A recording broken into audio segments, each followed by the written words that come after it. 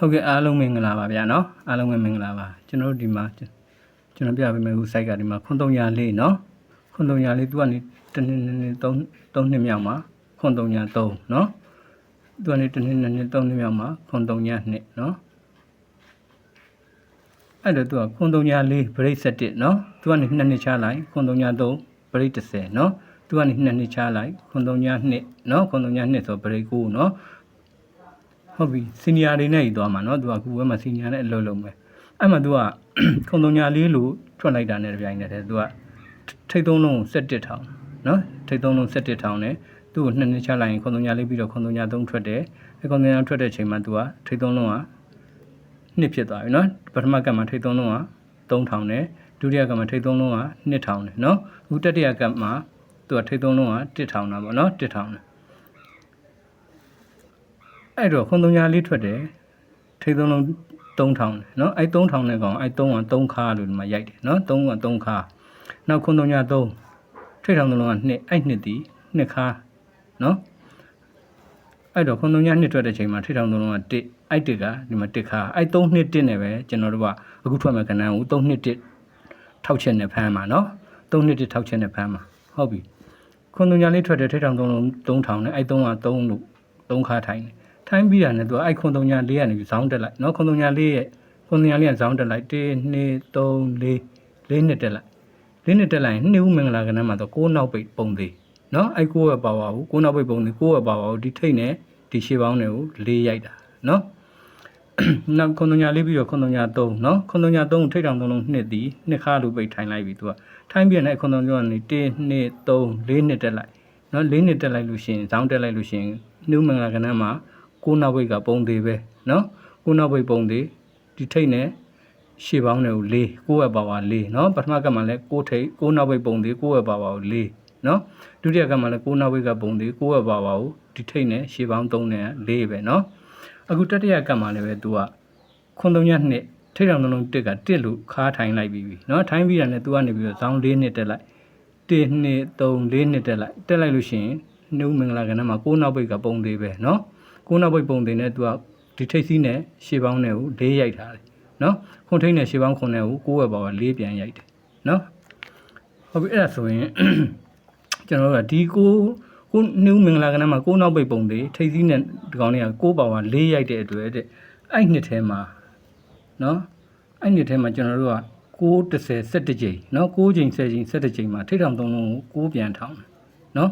အဲ့ဒီ9ဒီထိတ်ထောင်သုံးလုံး9ပြန်ထောင်တယ်အဲ့ဒီ9ဒီနှုတ်မင်္ဂလာကဏ္ဍမှာ9နောက်ပိတ်ထားလို့เนาะ9နောက်ပိတ်9ရဲ့ပါဝါ4ရိုက်တဲ့အတွက်တဲ့သူကအဲ့နှစ်ထဲမှာ9 10 17 3ကြိမ်မှာထိတ်ထောင်သုံးလုံး9ကွာပေါင်းချင်း9เนาะထိတ်ထောင်သုံးလုံး9ကွာပေါင်းချင်း9ဒီ6ခါနဲ့ဒီရှေ့ပေါင်းတွေကို6ပုံတွေရိုက်တယ်နောက်ပေါင်းတွေကို6ပုံတွေရိုက်တယ်เนาะထိတ်ထောင်သုံးလုံး9ကွာပေါင်းချင်း9ဒီ3လုံးက6ဒုတိယကမှလည်းအဲ့တိုင်းပဲနှုတ်မင်္ဂလာကဏ္ဍမှာ9နောက်ပိတ်လို့ရိုက်တယ်9ပါဝါ4ခွေးလိုက်တယ်အဲ့ဒါကြောင့်မလို့သူက9 10 17ကြိမ်မှာထိတ်ထောင်သုံးလုံးကို9ပဲရိုက်တယ်เนาะထိတ်ထောင်သုံးလုံး9ကွာပေါင်းချင်း9ကပုံသေးပဲเนาะအဲ့ဒီချိန်မှာဒီ9ခါနဲ့ဒီနောက်ပေါင်း9နဲ့ကို6ကပုံသေးเนาะဒါရင်တတိယကမှလည်းသူဒီတိုင်းမှာ9နှုတ်မင်္ဂလာကဏ္ဍမှာ9နောက်ပိတ်တယ်9ရဲ့ပါဝါ4လို့ခွေးလိုက်တဲ့တွေ့တယ်အဲ့ဒီထဲမှာ9ချိန်10ချိန်17ချိန်မှာသူကထိတ်ထောင်သုံးလုံးကို9ပုံသေးကွာပေါင်းချင်း9ပုံသေးเนาะထိတ်ထောင်သုံးလုံး9ကလည်းပုံသေးကွာပေါင်းချင်း9ပုံသေးဒီ9ခါနဲ့နောက်ပေါင်း1နဲ့ကို6ပုံသေးပဲเนาะ6ပုံသေးပဲဟုတ်ပြီအဲ့လိုရိုက်ပြီးတာနဲ့တဲ့သူကထိတ်ထောင်သုံးလုံး6လို့ရိုက်လိုက်လို့သူ့ရဲ့အောက်တပွဲကြော်မှာเนาะဒီထိတ်ထောင်သုံးလုံး6ရဲ့အောက်တပွဲကြော်မှာတဲ့ဒီ break 3ခုပေါင်းခြင်းပေါ့เนาะ break 3ခုပေါင်းခြင်း6ပြန်ဖြည့်ရတာ break 2က break 9ရယ် break 8ကเนาะနှုတ်မင်္ဂလာကဏ္ဍမှာ6နောက်ပိတ်တယ်ပိတ်လိုက်တာနဲ့ထိတ်ထောင်သုံးလုံး6ရိုက်တယ်အဲ့6ရိုက်ပြီးတော့မှသူ့အောက်တပွဲကြော်မှာ break 3ခုပေါင်းခြင်းကို6ပြန်ကစားတာเนาะ6ပြန်ကစားပြီးတော့မှသူ့ဆောင်ကဒီကဏ္ဍ258ကိုကျွန်တော်တို့ကဖမ်းမှာเนาะဒုတိယကမှအဲ့တိုင်းနှုတ်မင်္ဂလာကဏ္ဍမှာ9နောက်ပိတ်တယ်9နောက်ပိတ်ပြီးတော့9ပါဝါ4အဲ့9က10ချိန်9ချိန်10ချိန်17ချိန်မှာထိတ်ထောင်သုံးလုံး9ပုံလေးထောင်နဲ့ကွာ9ရိုက်တယ်အဲ့9ကြောင်နဲ့သူ့အောက်တပွဲကြော်မှာ break 3ခုပေါင်းခြင်းကို6 break ရယ်4 break ရယ်6 break ရယ် break 3ခုပေါင်းခြင်းကို9ပြန်ဖြည့်တာဒီထောင်9ကြောင်เนาะ break 3ခုပေါင်းခြင်းကို9ပြန်ဖြည့်တယ်เนาะအဲ့9ပြန်ဖြည့်ပြီးရတယ်သူ့ဆောင်ကဏ္ဍဒီ635ကိုကျွန်တော်တို့ကဖမ်းမှာเนาะ ဟုတ်ပြီဒါဆိုရင်ခုတတိယကမှာနှုတ်မင်္ဂလာကဏ္ဍမှာ6နောက်ပိတ်တယ်4လို့ခွေတယ်ခွေလိုက်တဲ့တော့အဲ့နှစ်ထဲမှာ6ချိန်10ချိန်17ချိန်မှာထိထောင်3လုံးကို9000ခဲ့တာသူက9000တဲ့ချိန်မှာကွာ9နဲ့နော်ကွာ9ပုံသေးဒီ3လုံး6ကလည်းပုံသေးနော်အဲ့ဒီ6ကြောင်နဲ့သူ့ရဲ့တစ်နှစ်ကျော်မှာအောက်တပွဲကျော်မှာကျွန်တော်တို့ဒီဘရိတ်3ခုပေါင်းခြင်းကို10ဘရိတ်ကဲ2ဘရိတ်ကဲ6ဘရိတ်ကဲနော်6လို့ပြန်ပြီးတော့ဖြီးရမှာဒီပွဲမှာကျွန်တော်တို့6ဘရိတ်ကိုအပိုင်းကိုင်းကစားတာနော်မနှစ်ကဒီပွဲမှာကျွန်တော်တို့ဘရိတ်3ခုပေါင်းခြင်း6ဖြည့်ရမယ်ဆိုပြီး6ဘရိတ်ကိုအပိုင်းကိုင်းကစားတယ်ဒါပေမဲ့ကဏ္ဍကတော့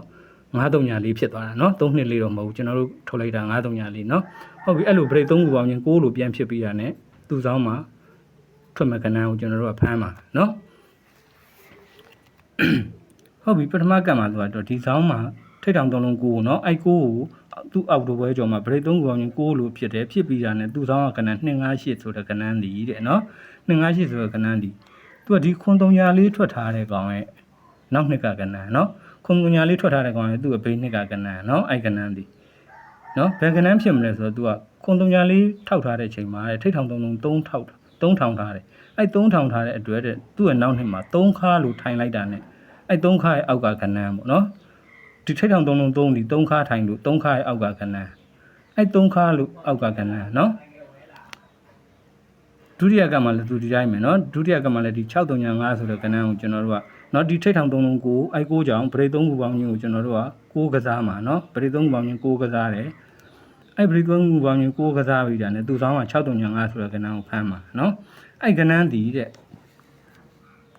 ပထမကမှတော့ခွန်34ရဲ့ဘေးနှစ်က3ခါရဲ့အောက်ကကဏ္ဍเนาะဒုတိယကကြတော့ခွန်33အဲ့ခွန်33ရဲ့ဘေးနှစ်ကကဏ္ဍเนาะအဲ့ခွန်33ကြတဲ့အချိန်မှာထိတ်ထောင်3လုံး2ဖြစ်ထားတဲ့အတွက် तू က2ခါရဲ့အောက်ကကဏ္ဍเนาะထိတ်ထောင်3လုံး3ကြပြီးတော့2ခါရဲ့အောက်ကကဏ္ဍเนาะထိတ်ထောင်3လုံး3ပြီးပြီးထိတ်ထောင်3လုံး2ကအဲ့2က2ခါလို့ထိုင်ထားတဲ့အတွက်အဲ့2ထဲမှာ2ခါထိုင်တဲ့2ခါထိုင်ရဲ့အောက်ကကဏ္ဍเนาะအဲ့635ဆိုတဲ့ကဏ္ဍကဒီမှာလာပြီးတော့ပေါက်ပေးရတာเนาะဟုတ်ပြီဒါဆိုရင်ခုတတိယကတတိယကဒီမှာ2ခွန်3ညเนาะအဲ့မှာထိတ်ထောင်3လုံးက1အဲ့1က1ခါလို့ထိုင်လိုက်တဲ့အတွက်အဲ့2ထဲမှာအခုဒီမှာကြမဲ့ကဏ္ဍဒီတဲ့เนาะအခုဒီမှာထွက်မဲ့ကဏ္ဍbreak 3ခုပေါင်းရင်6ဖြစ်ပြီးတော့သူ့ဆောင်ကเนาะဒီထိတ်ထောင်3လုံး6ကြောင် break 3ခုပေါင်းရင်6ဖြစ်တယ်အဲ့6ရဲ့ဆောင်မှာထွက်မဲ့ကဏ္ဍเนาะအဲ့ကဏ္ဍဒီတဲ့သူကတတိယကเนาะနှစ်ခုံ3ညချတဲ့အချိန်မှာသူကထိတ်ထောင်3လုံး1အဲ့1က1ခါလို့ထိုင်ထားတဲ့အတွက်အဲ့နှစ်ထဲမှာ1ခါရဲ့အောက်ကကဏ္ဍမှာတဲ့เนาะ1ခါရဲ့အောက်ကကဏ္ဍဆိုတော့သူကဒီမှာ1ခါထိုင်တယ်เนาะဒီမှာ1ခါထိုင်တဲ့အတွက်သူ့အောက်ကကဏ္ဍเนาะ991နောက်ဒီမှာ1ခါထပ်ထိုင်တဲ့အတွက်သူ့အောက်ကကဏ္ဍ642เนาะဒီမှာတစ်ခါထပ်ထိုင်နေထိုင်တဲ့အတွက်သူ့အောက်ကကဏ္ဍ196เนาะတစ်ခါအဲ့နဲ့ထဲမှာ4ချိန်ထိုင်ထားတယ်ဒီမှာတစ်ခါထိုင်နေတစ်ခါထိုင်တဲ့အတွက်သူ့အောက်ကကဏ္ဍ435เนาะအဲ့တော့991အာရဲ့တစ်ခါရဲ့အောက်ကဆို991တစ်ခါရဲ့အောက်က991အာတစ်ခါရဲ့အောက်မှာ642အာတစ်ခါရဲ့အောက်မှာ196အာဒီတစ်ခါရဲ့အောက်မှာ435အာเนาะဟုတ်ပြီကဏ္ဍ4ခွက်เนาะတစ်ခါရဲ့အောက်မှာအောက်ကကဏ္ဍ4ခွက်အာထိုးပေးရမှာเนาะ2022ထဲကကဏ္ဍပေါ့နော်2022ထဲကခွန်3ညနှစ်ကဘေးနှစ်ကကဏ္ဍနော်အဲ့ဒါမှသူတစ်ခါရဲ့အောက်ကကဏ္ဍဖြစ်ရမှာဟုတ်ပြီအဲ့ဒါဆိုအဲ့တစ်ခါကိုပြန်ချုပ်မယ်နော်တစ်ခွက်ပြန်ချုပ်ပြီးမယ်အဲ့၄ခွက်ထဲကတစ်ခွက်ပြန်ချုပ်ပြီးမယ်အဲ့တစ်ခါဒီဘယ်တစ်ခါဖြစ်မလဲဆိုတော့ပြန်ချုပ်ကြည့်မယ်နော်အဲ့ခွန်3ည4ရဲ့ခွန်3ည4နော်ထိတ်တောင်3000ထားတဲ့အတွက်3ခါထိုင်တယ်အဲ့3ခါထိုင်တဲ့အတွက်အဲ့ဒီ3ခါရဲ့အောက်ကကဏ္ဍနော်ဒီမှာ light ထွက်တာ3ခါရဲ့အောက်ကကဏ္ဍအဲ့တော့အဲ့3ခါဒီဘယ်3ခါဖြစ်မလဲဆိုတော့ခွန်ထိတ်နဲ့3ခါတယ်နော်ရှေးပေါင်း30ပေါ့3ခါကိုခွန်ထိတ်နဲ့ရှေးပေါင်း30သူ့အောက်ကကဏ္ဍအဲဒုတိယကံမှာလည်းသူအဲ့တိုင်းပဲတဲ့သူကြတော့ခွန်ပညာ3မှာထိတ်တောင်လုံး2ထောင်ထားတဲ့အတွက်2ခါထိုင်ထားတဲ့အတွက်အဲ့2ခါဒီဘယ်2ခါဖြစ်မလဲဆိုတော့ဒီမှာ2ခါပထမကံမှာခွန်ထိတ်နဲ့ခွန်3ရှေးပေါင်း30အခု2ခါထိုင်တဲ့ချိန်မှာ8ထိတ်နဲ့8နှစ်ရှေးရွဲ30နော်ပထမကံမှာ3ခါထိုင်တဲ့ချိန်မှာခွန်ထိတ်နဲ့ခွန်3ရှေးပေါင်း30အောက်ကကဏ္ဍအခုဒုတိယကံ2ခါထိုင်တဲ့ချိန်မှာ8ထိတ်နဲ့8နှစ်ရှည်တွဲရှေးပေါင်း30အောက်ကကဏ္ဍနော်ဒါတကူတတိယကံမှာသူကဒီနှစ်ခုံ3ညမှာတဲ့ထိတ်တောင်3လုံးတစ်ခါလို့ထိုင်ထားရတော့အဲ့တစ်ခါဒီအောက်ကကဏ္ဍပြန်ထွက်ပေးရမှာအဲ့တစ်ခါဒီဘယ်တစ်ခါဖြစ်မလဲဆိုတော့ဒီတစ်ခါဒီရှေးပေါင်း30မဖြစ်ဘူးဒီတစ်ခါနော်ဒီတစ်ခါရဲ့အောက်ကကဏ္ဍတစ်ခါရှေးပေါင်း30နော်ပထမကံမှာ3ခါခွန်ထိတ်နဲ့3ခါကိုခွန်ထိတ်နဲ့ရှေးပေါင်း30အောက်ကကဏ္ဍဒုတိယကံမှာ3ခါပြီးတော့2ခါကိုရှေးပေါင်း30နဲ့8ထိတ်နဲ့ရှေးပေါင်း30နဲ့သူ့အောက်ကကဏ္ဍတတိယကကြတော့တစ်ခါအဲ့တစ်ခါကိုပထမကမှာခွန်ထိတ်ဒုတိယကမှာ8ထိတ်တတိယကမှာ9ထိတ်နဲ့ရှေးပေါင်း30အောက်ကကဏ္ဍ6-4နှစ်နော် ဟုတ်ပြီနော်အဲ့တော့ကဏ္ဍ၄ခွက်ထဲကကျွန်တော်6လေးနှစ်အာပေါ့နော်6လေးနှစ်ကိုအာထိုးလိုက်6လေးနှစ်အာကိုထိုးထားလိုက်ပဲနော်ဟုတ်ကဲ့အားလုံးပဲ good luck နော်ကံကောင်းကြပါစေ